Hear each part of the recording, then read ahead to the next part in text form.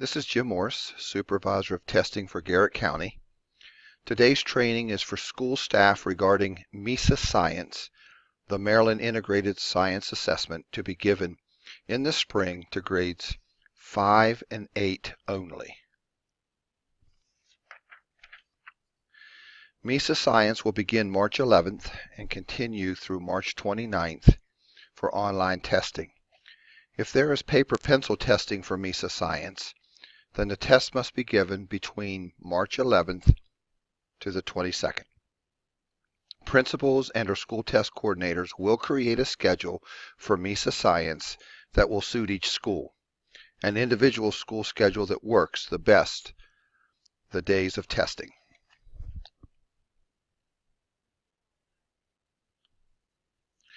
MESA Science session or unit times for grades 5 and 8 are shown. For both grades, this can either be a 2-day test with parts 1 and 2 on the first day and the rest on the second day, or it can be a 4-day test with a unit per day. This is up to the school. Each unit is 60 minutes for both 5th and 8th grades. For MESA Science, the entire amount of time, 60 minutes per unit, are to be given. However, just like PARCC testing, if everyone in the session has completed the unit before the amount of time is up, then and only then can the testing stop early. For each test, there will be some type of test administrator manual. On this screen is the cover for MESA Science.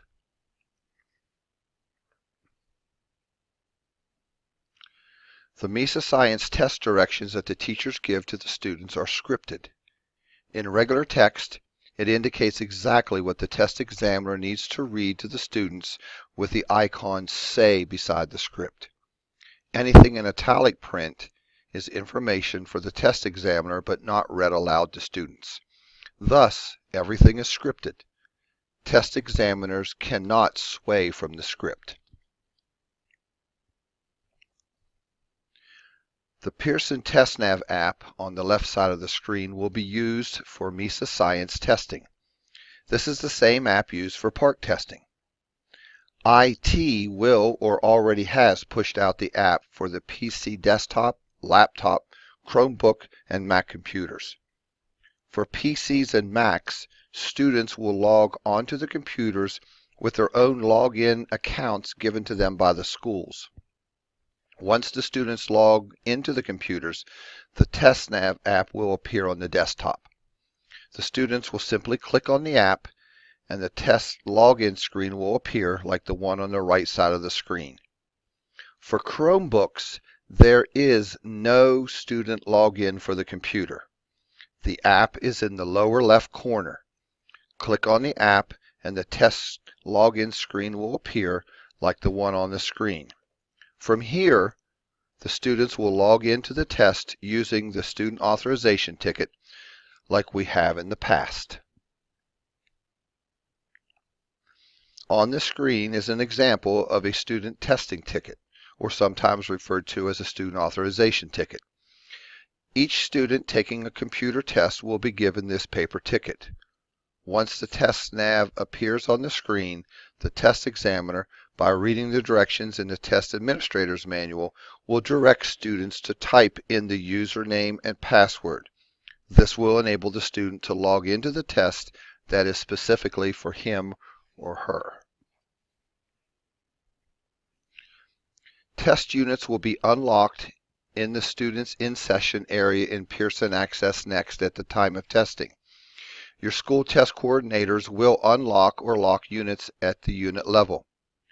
School test coordinators may also unlock or lock individual units for appropriate students for makeups. Only one unit can be unlocked at a time for a student. Thus, there is no way a test examiner can move on to the next unit accidentally. If 2 units for the same student are being given in the morning, after the first unit, a short 10-minute, 15-minute break needs to take place so the school test coordinator can lock the first unit and unlock the second unit for the next portion of the testing. In this view, you can see inside the red circle the locking mechanism that the school test coordinator will have to do. This Algebra 2 example shows that all three sections are locked at this present time. The school test coordinator will unlock a unit by sliding the bar to unlock. Hopefully, this eliminates confusion for the test examiners as to when to stop, but will add more pressure to school test coordinators. This process is also used for PARCC assessments. For each test, whether it is a MISA Science, HSA, or PARCC test, besides the actual testing times, other times need to be allotted for preparation, distributing of materials, for example, student test tickets, logging into computers, collecting materials, and closing units or sessions at the end of testing. This is an example, and a pretty good one too, for how the MISA Science test may work.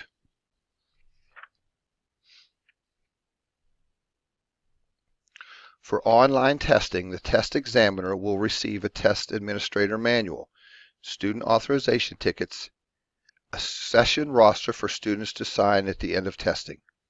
For paper testing, the test examiner will receive a test administrator manual and a student test book. There are always test accommodations needed by students for the tests. Some of the common ones are a scribe, audio or text-to-speech, needing headphones, and a human reader. These accommodations are determined by the student's IEP 504 or ELL plan. In the IEP is the accommodations in the test accommodation portion, not the supplementary aid portion. For MISA Science, non-IEP 504 students may have text-to-speech or human reader under certain circumstances. Obviously, if a student has text-to-speech on the IEP 504, it is allowed for him or her. For students who do not have an IEP 504, text-to-speech has been more defined over the past several years.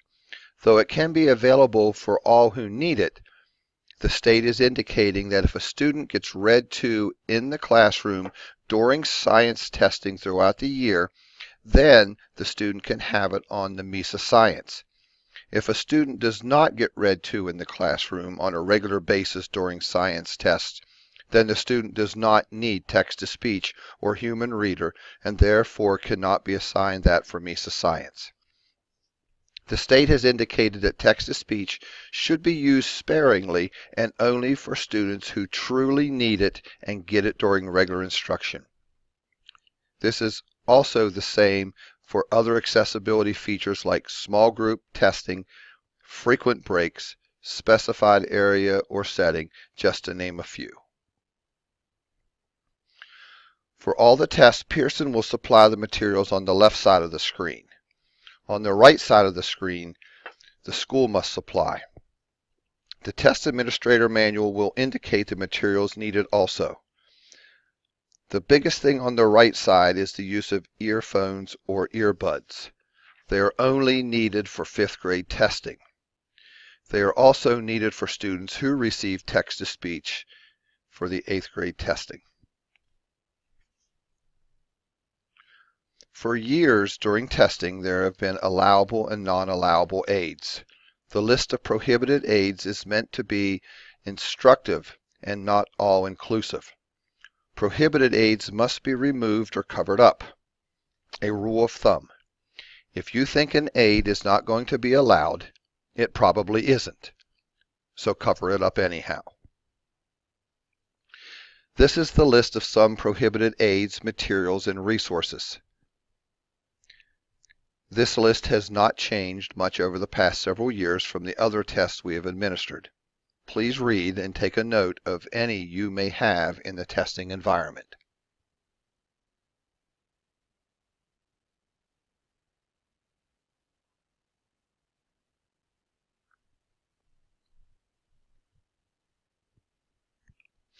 This slide shows a list of allowable aids for MISA Science testing. Please note bullet number 2 regarding calculators for the test. Calculators can be used by all students for MISA Science. Also, please make note of bullet number 4 dealing with graphic organizers.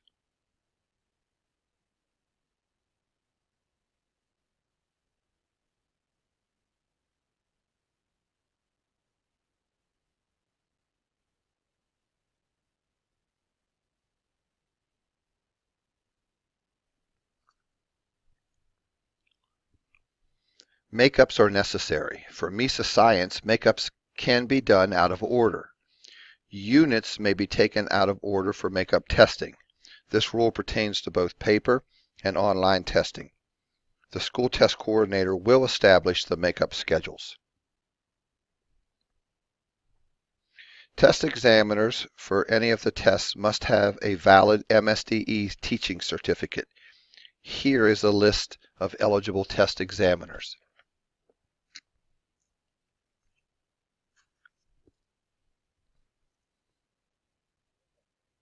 If you do not meet any of the qualifications in the last slide for being a test examiner, then you can be a test proctor. A proctor can help to distribute and collect testing materials within the classroom, circulate and observe during testing, ensuring students are working in the correct section, and ensure that students are using the allowed materials during testing. There are situations that happen during testing that we must stop testing for a bit. Those situations are a student getting sick and vomiting, a student bleeding, etc. If you have to stop a test, please record the amount of time left in the test session or unit, so when starting back up, you will know how much time to allow students to finish. If a paper test is damaged, please contact the school test coordinator. A new booklet will be given. If it is during a computer test, have students exit the TestNav app. Students will be able to resume from where they left off once up and running again.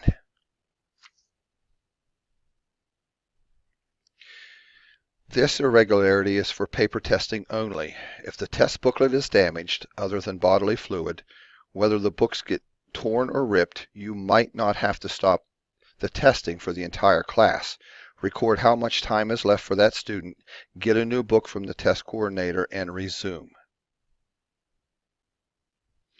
Pearson will pre-schedule pickups for schools when student test booklets and any other secure materials that need to be returned. The school test coordinators are responsible for pickup shipments. Here are 2 MISA Science resources that you can access online. The Pearson Access Next resource is where testing is controlled. If students get kicked out of the online test for some reason, the student will be resumed in Pearson Access Next.